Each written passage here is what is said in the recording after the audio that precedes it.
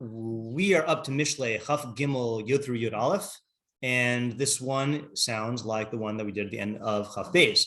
Al Taseg Gvul Olam. So that part sounds the same. Uvi Sidei Yisomim Al Tavo Ki Golam Chazak Hu Yariv Es Rivamitach. Okay, so what is the translation here? Do not move an eternal boundary. Do not move an eternal boundary. And don't come into the fields of orchards. The fields of orphans. The fields of orchards, yeah. Don't come into, were you listening to my podcast this morning? I was listening to the podcast about the episode about the rain. Oh, the episode about the rain. Okay, yeah. Okay. Parties. Yeah. The field of orphans. Field of orphans? Yeah. Means like a field that they own. Yeah. Not where orphans are grown. Yeah. Sorry, I'm still drinking my coffee. Yeah. Okay. Kigolam chazak. Because their redemption is strong. Go alam, not geula. Their redeemer is strong. For their redeemer is strong.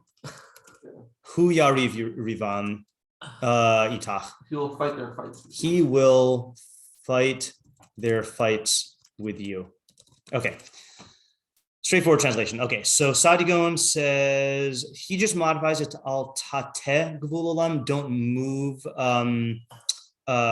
Don't like incline. Don't move the boundary. Eternal boundary. Taseg means like I think encroach. Yeah, I was gonna say encroach. Yeah. So I think for our purposes, I think that we could just say move because you're probably gonna move in that direction. I don't know why he has to say. I mean, unless like you're. It's more specific. It is more specific. Yeah. Okay. Find the Sadigon. Targum. Lo tashne tchuma demin alma. Don't change the boundary that has been forever. Uvachalka diasme lo seol, and don't go into the field of wait, sorry. Yeah. No, I said chakle because I was translating as field. This is chelka. That's interesting. That was an interesting Aramaic slip. So I would have said chakle, which is fields. He's saying chelka, which is like the portion or like the inheritance of the Yisomim. Mitul di frokohon takif, because their redeemer is strong. V'hu nedun yas dinahon imach, and he will take up their case with you. Okay, fine. So that part of don't go into the field, or don't go and take their portion. He says portion, but the just don't go into that portion. Yeah, don't go into the portion. Yeah, I'm gonna put the word portion here. Just yeah. Okay. Our scroll says, do not move back the long-standing boundary marker and do not enter into orphans' fields, for the Redeemer is strong with a capital R, and he, capital H, will take up the grievance against you. Okay, Living Nach says, do not set back ancient boundary markers. Do not encroach upon the field of orphans, because the Redeemer is mighty. He will fight their battles against you.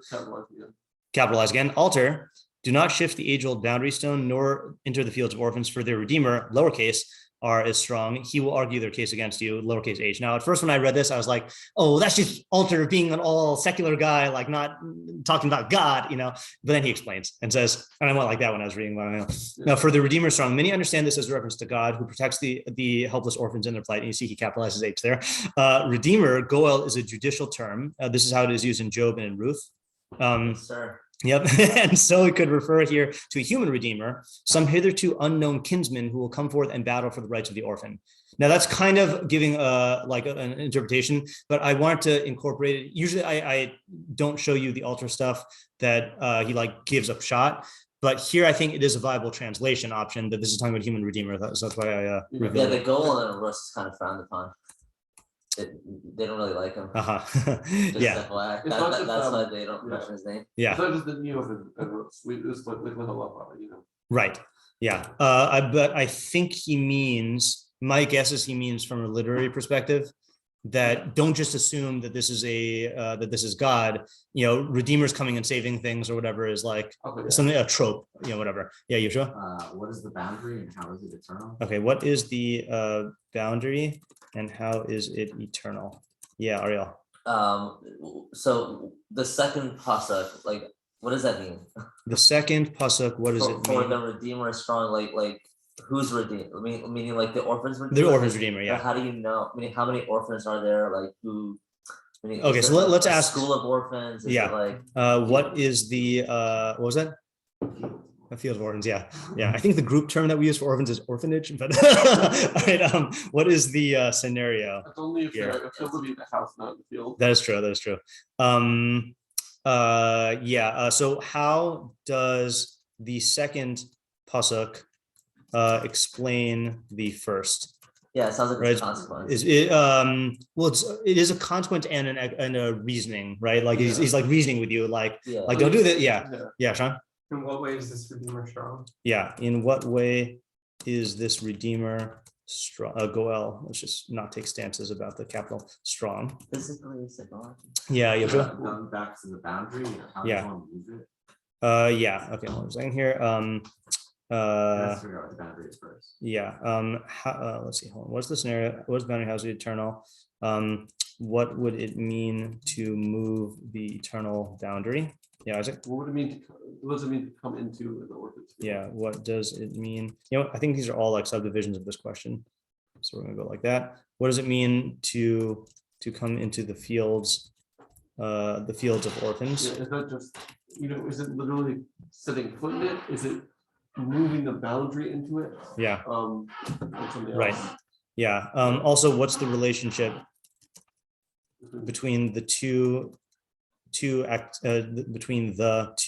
actions in the first pasuk? Yeah, Yeshua.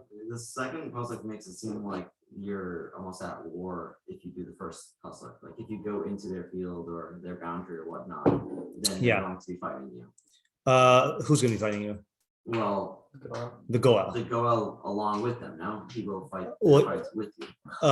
It sounds like he's fighting their fights On that their they on their behalf. Yeah. So we can still ask the question though, is what does it mean that the Goel will Yariv Rivam? Yeah, I can't tell.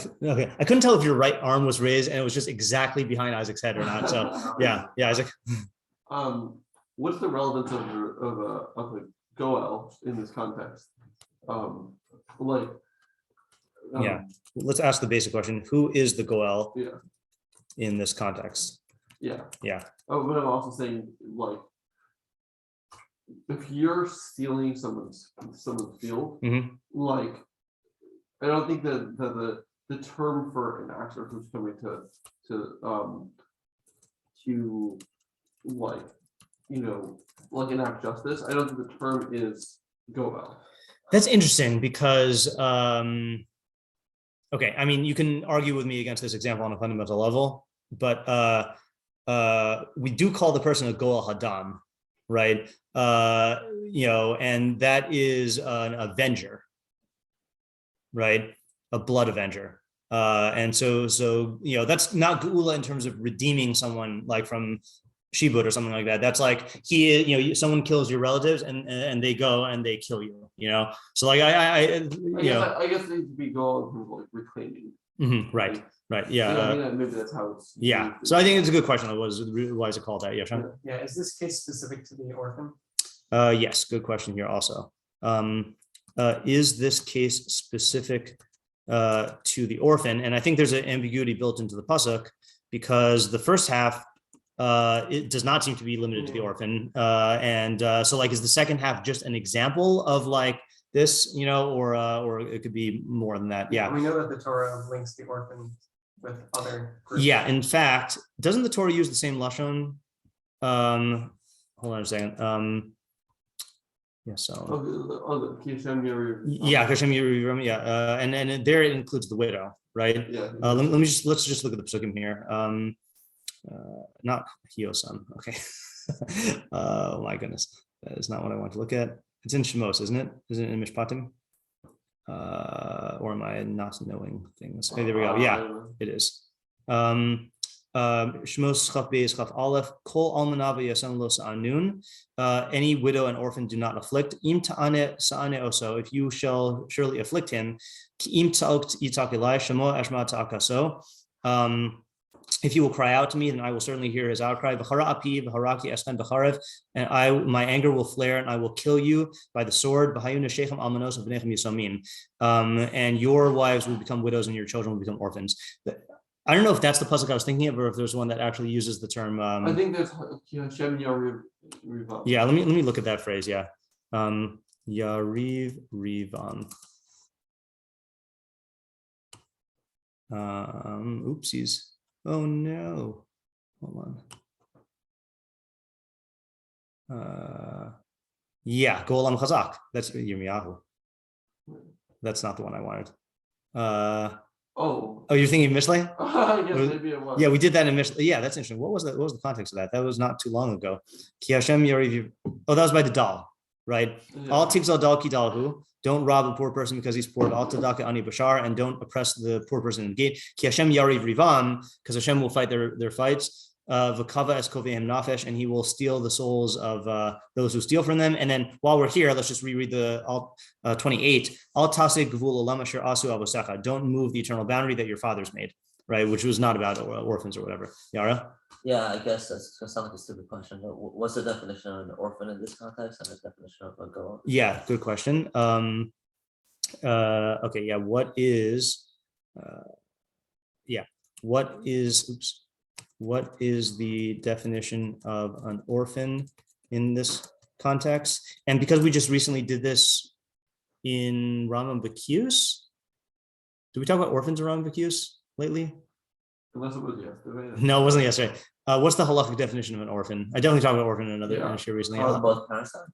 No, one parent dies. Any parent dies, and how long are they an orphan until? So the day they die? No, no. Until Yeah, they kids. No. live on their own. Until they can live on their own, Yeah. until they could care for themselves. Yeah, Well, yeah. So, yeah. Is al taseh gvul here, gvul along here literal or metaphor? Yeah.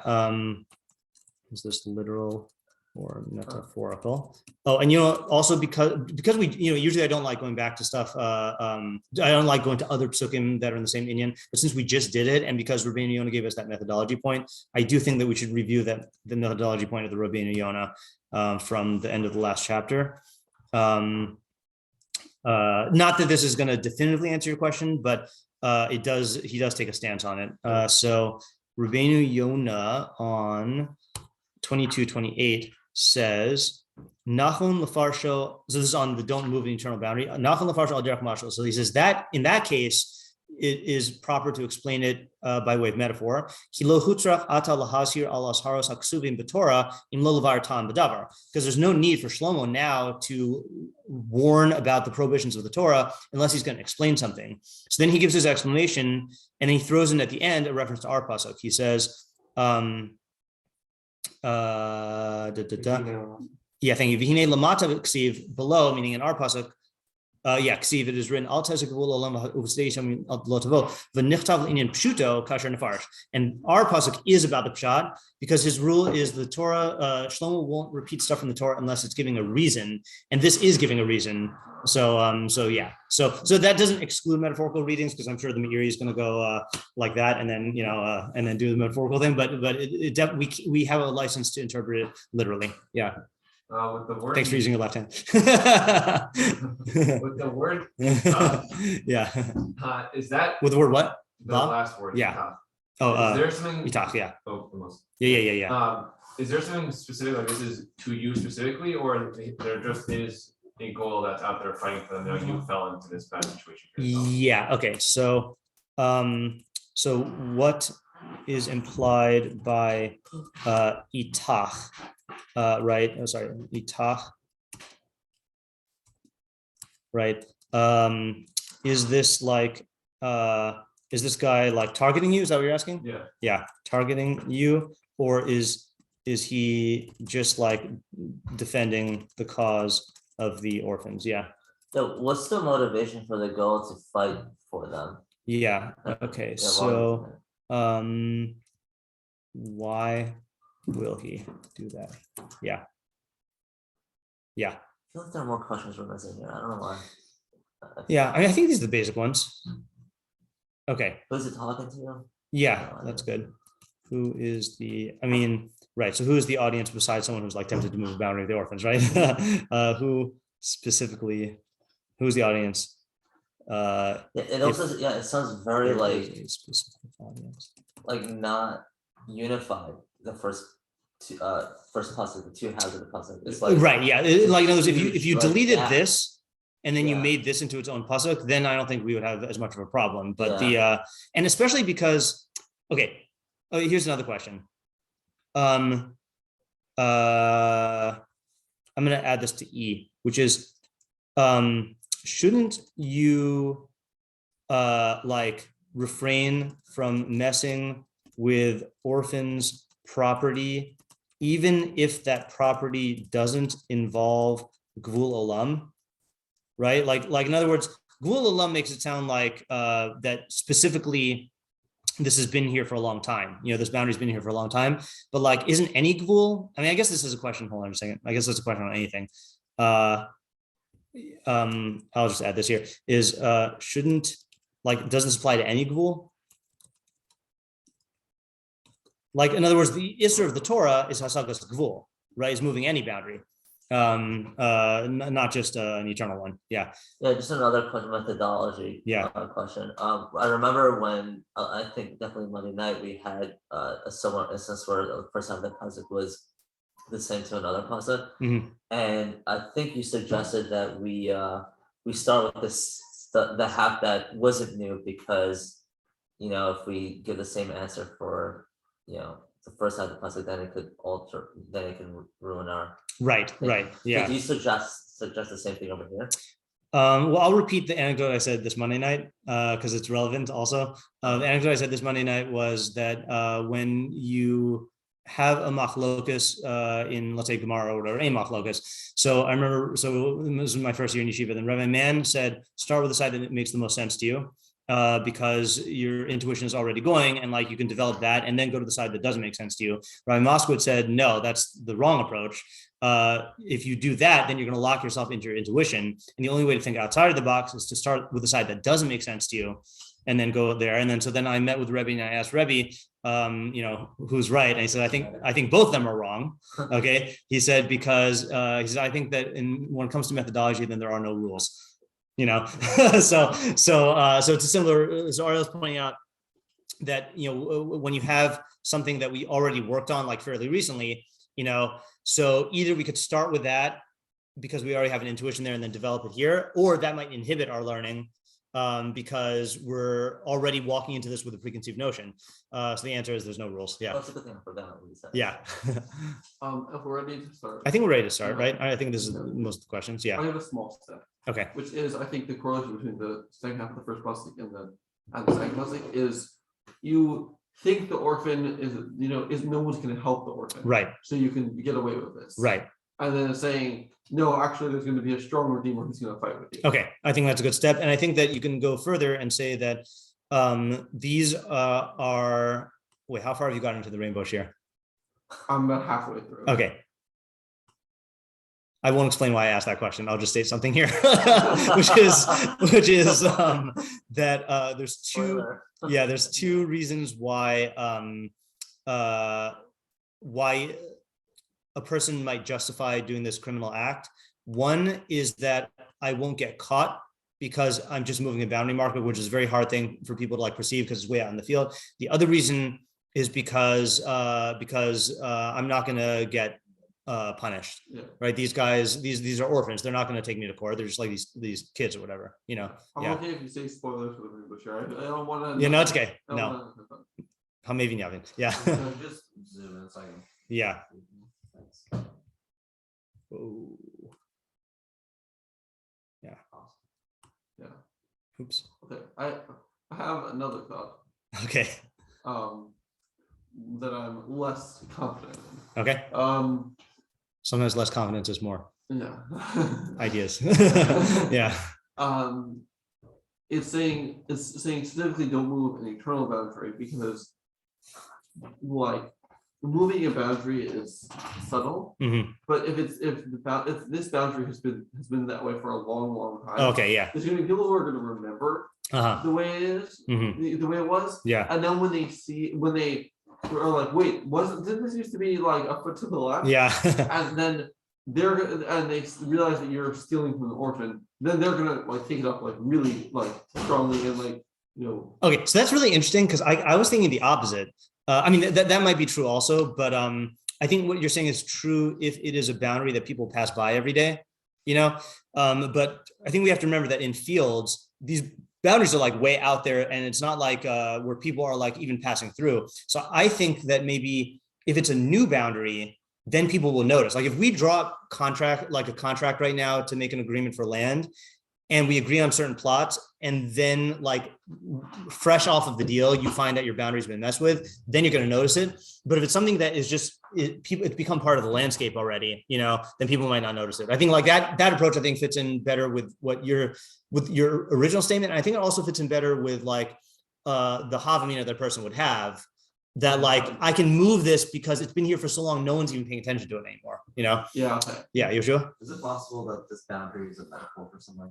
So I'm going to go with Rabbeinu Yonah's assumption that the last one was a metaphor because the Torah doesn't need to repeat stuff, but I'm going to go with my normal assumption that this is literal unless we're forced to take it as a metaphor. And then we can take it as a metaphor afterwards, derech nister. But let's today focus on the literal interpretation. Yeah, Sean? Yeah, it seems like the direction which we're going at the moment is that the moving of an eternal boundary is the going into the field of the orphan. Yeah, it doesn't have to be. But yeah. Yeah, I mean, the dichotomy I set up is that it's giving two examples of things that you think you can get away without consequence, either because it's an imperceptible crime or it's a crime that's not likely to go punished. And so I'm learning that it's not the same scenario. It's okay. Two examples of scenarios where there's going to be a havamina that you can like get away with it. And then is there a reason why you have been two scenarios before that it that way? Yeah, because I think categorically these are the only two reasons why people do crimes. Is either they think that it's not going to be noticed or they think it's not going to be punished. Yeah. So then would the strong redeemer that's fighting also be going on moving the boundary, not just going to the... That's a good question, because it definitely grammatically seems to be, the pasuk seems to be talking just about the orphans, so that's a question on my approach, and that would be a check on the side that says that that Yud is describing one scenario. Yeah, David?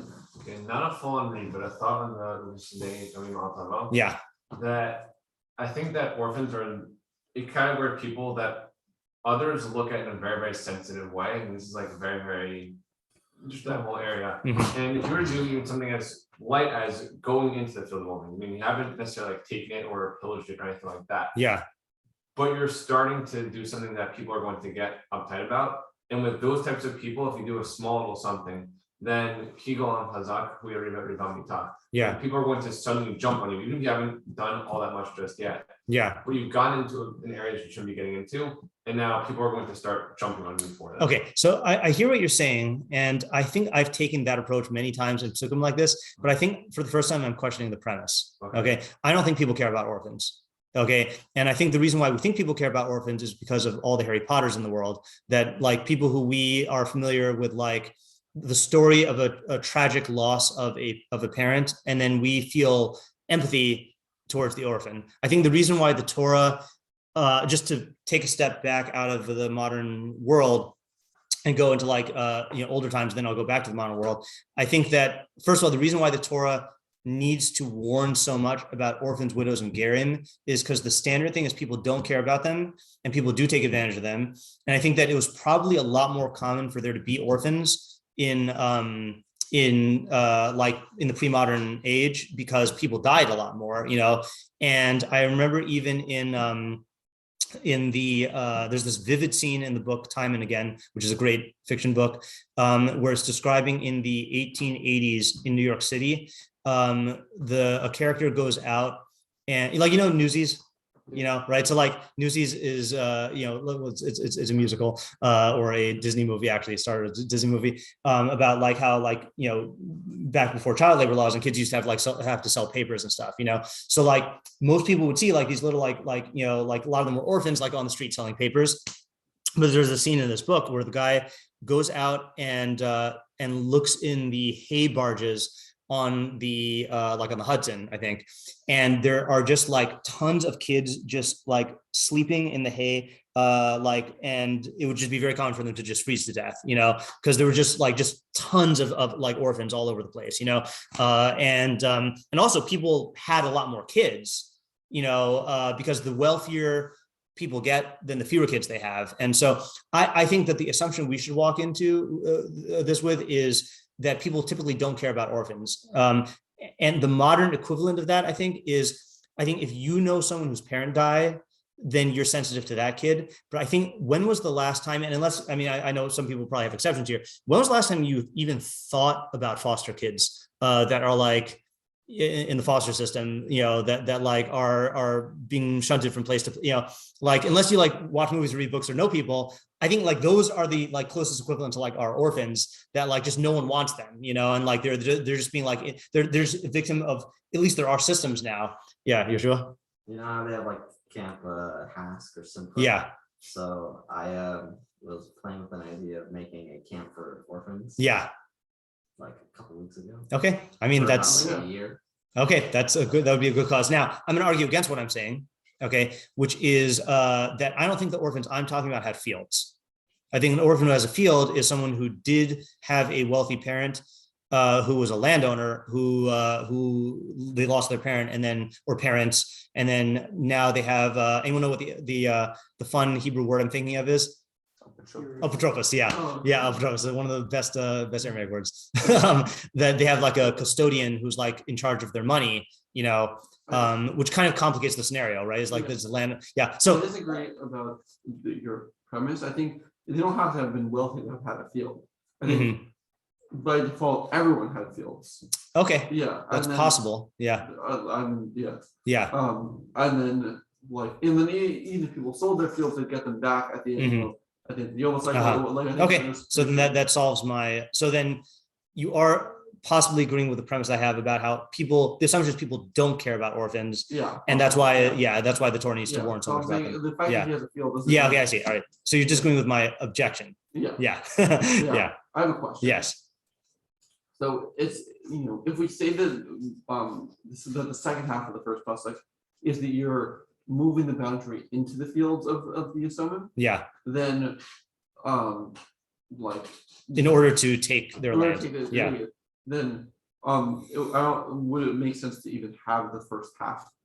Yeah, I mean, so the reason, so again, I'm totally fine taking the Mitzudas David approach of kafal hadavar b'milashonos. I don't know if he says that here, that it's just repeating the same thing in different language, either for poetic reasons or to add a detail or whatever. But I'm comfortable saying that it's the same case. Okay, yeah, and like for example, just the most trivial reason why there would need to be two pesukim is if something about this is too long that he needs to like extend it into a 2 pasuk mashal, then he'll just fill in with filler, that he does that sometimes. Yeah, it makes sense. Looking for like the second pasuk is a little too long to add. Yeah, right.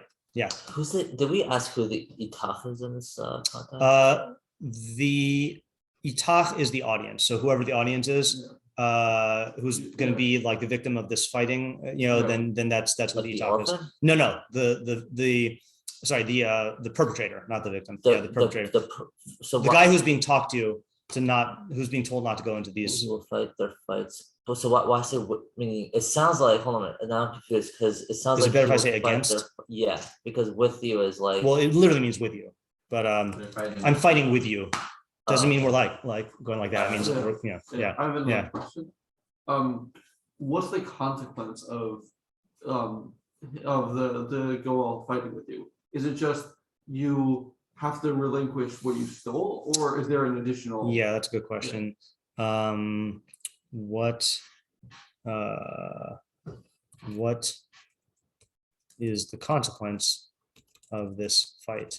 Merely giving up what you attempted to steal, or something else? Yeah, Chaim? Yeah, just to add on to that question. Wait, hold on. If we're going, problem again with our volume. Oh no, it's hold on. There's two problems now. One problem. So the first problem I can account for, because whenever I tutor, I use headphones, and then it sometimes clicks to that. But then this problem, this is going to be, it resets it to a low volume. Yeah, Chaim, go ahead now. Yeah. I just wanted to add on to Isaac's question. Just if we're going with the premise that's like an apotropos, right? Yeah. Unless I'm wrong, wasn't the apotropos like from Bezdin, or like wasn't he like he was like appointed by Bezdin?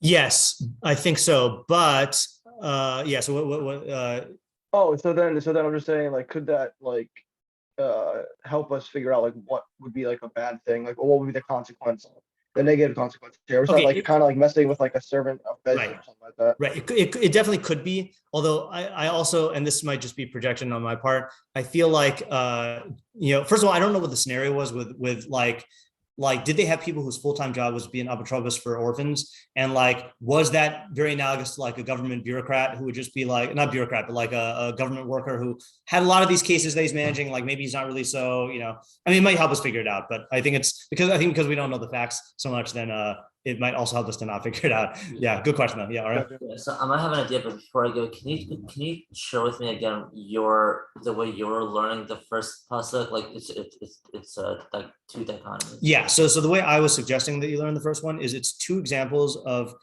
crimes that the person thinks that they're going to get away with it. The first one is moving a boundary marker where they think they get away with it because no one notices that the crime was committed. The second one is he thinks he gets away with it because no one is going to punish him for it because this is just an orphan. Oh, okay. Yeah. So I'm learning a little differently. Okay, sure. So I want to say that and I think what I'm about to say right now it could be I'm not married to this first point, but maybe it's like a two-step process. For the individual. Yeah. Like the eternal boundary can mean. Going off of one of the things that we said last time was, we have a code, like the Torah that was passed down to us, and that was like eternal, and there's like a boundary that everyone has, relationship to that, right? Mm-hmm. So now that's something internal. So one might think that, look, when it comes to orphans or what you're saying, like things that we could get away with, we can move it because we, nobody will know, right? Mm-hmm. Like we could do that from the internal framework, right? So mm-hmm. that's something in the self.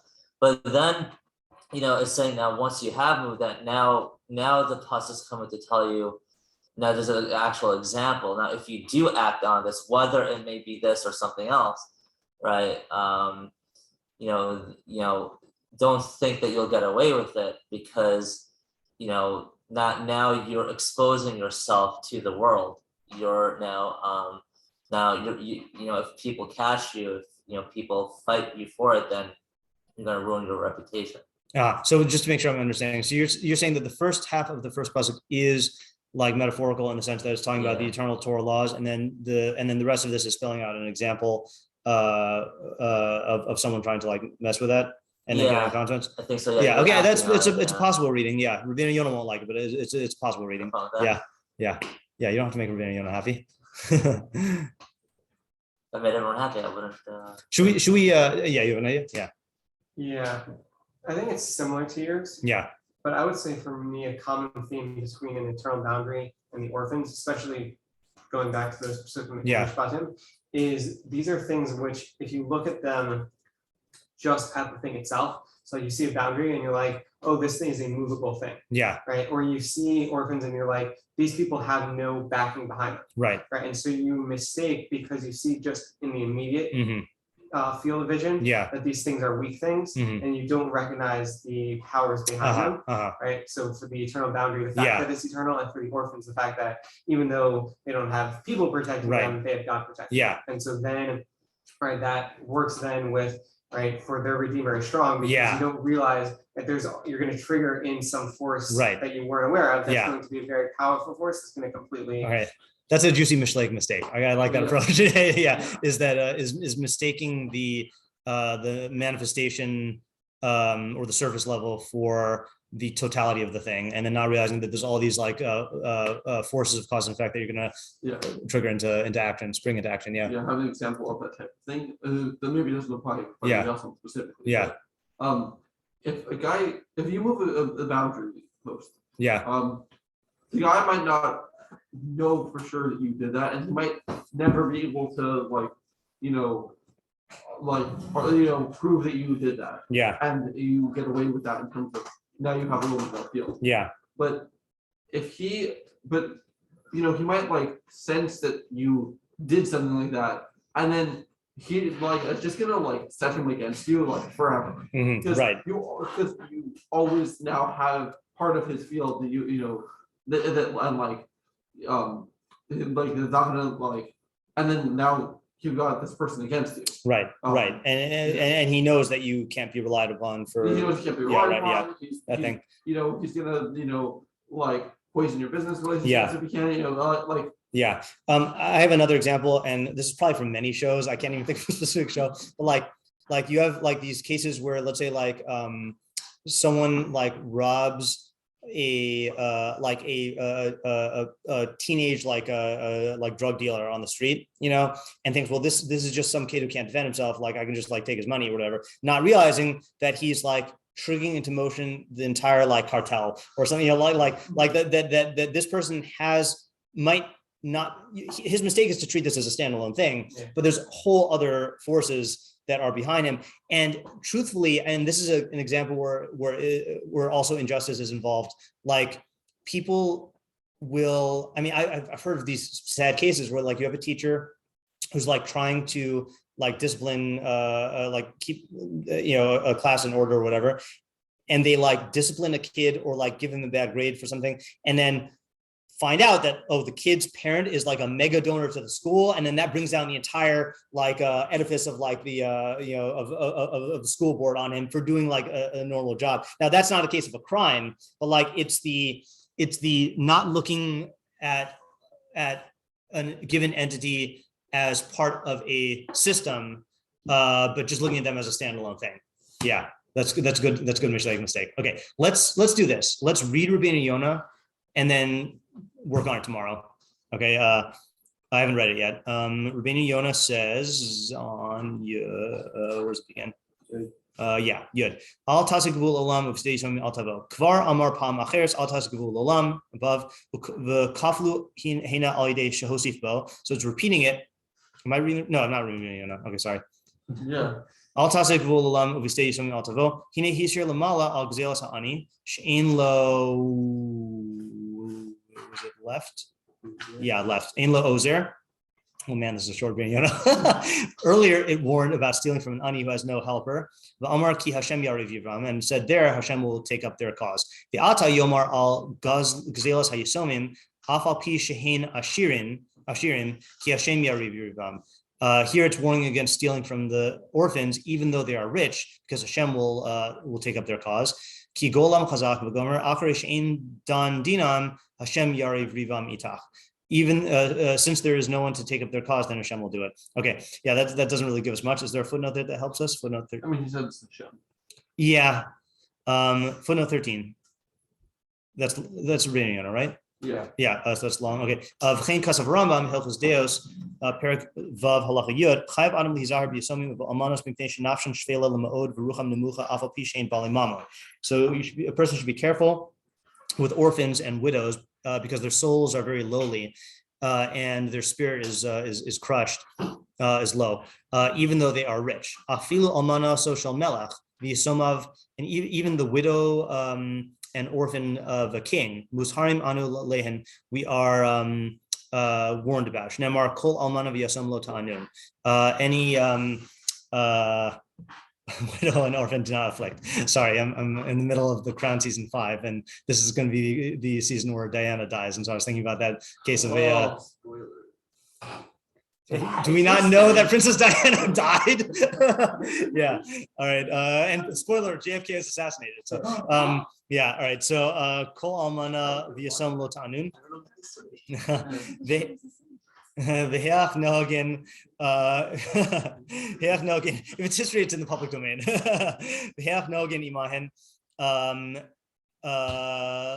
How should the person conduct himself with them? Lo yidaber alehem ela rakos. He should only speak with them softly. V'lo yinhag behen minhag kavod. V'lo minhag yinhag behen ela minhag kavod. He should only treat them with respect. V'lo yachiv gufam ba'avoda. He should not pain their body with work, v'libam v'dvarim kashim, and their hearts with harsh words. V'yachus al mamonam yoser mimon atmo. You should care about their property more than your own property. Kol hamachnitan o machisan. Anyone who provokes them or angers them, or hichivalahen, or causes pain to them, or radabahen, or like oppresses them, or avad mamonam, or causes them to lose money. Harzeh over belosase. then he's over lo saseh v'kol shekain hamake osam u'hamakal, and all the more so if you strike them or curse them. Okay, that's just filling us in with halachos. I mean, plain shot here. All right, not plain shot. Sorry, this is what. Wait, what's plain shot of God loving Garen? Because God doesn't have emotions. He's telling us what to do. Yeah, plain shot is that God has all of these other mitzvos that protect a ger, right? So, plain shot here, God will fight for the orphans might be a reference to God's will as manifest in the halakhic system, which might be related to the approach you were trying to take, David, but not based on sympathy, based on like the values of the Torah surrounding them. Yeah. I was thinking a similar thing. I was thinking more like Doug was saying. I think that like the will of God is just manifest in like nature, like human nature, and things like that too. Right. It kind of goes, but then I was saying that it does go against like all of the stressings that we put on. Yeah, that's why I'm leaning more towards it's in laws, because I think that human nature, again, in particular cases, then I agree that people feel pity for orphans, but the fact that the Torah needs to say this means that people will often not, or at least the audience will not. The guy. And then I'm just wondering on the approach you're taking, or like the step you're making right now. Is that a general idea in Mishlei that like he'll? I mean, it makes sense that he would, but he'll take into account like the halachic system. Yeah, definitely. Yeah, and that's why Rabbeinu Yonah said on the last one that Shlomo is presupposing that you already know the Torah, and he's only going to add stuff to it. Okay. And then we'll stop for today. Yeah. So I want to say like what Sean says about there's going to be lots of unforeseen consequences that you're not going to know. Yeah. Because and then there's the case. I'm going to say the first pasuk both is coupled of Rabbeinu. Yeah. And you're stealing from the you're stealing from the orphan, and the orphan is not going to necessarily be able to be able to get it back. Yeah. But when people are coming to like help him, or like check up on him or things like that, because halacha, then he's gonna he might say that you stole from him, and then all of those people are now also are going to be against you because of the framework of. Okay, so so the halakha is going to augment the phenomenon that Sean was talking about. Yeah. Okay, that's good. I like that approach. This is a very promising approach. Okay, let's stop for today, and we need to come back tomorrow. Yeah. Thank you. Thank you.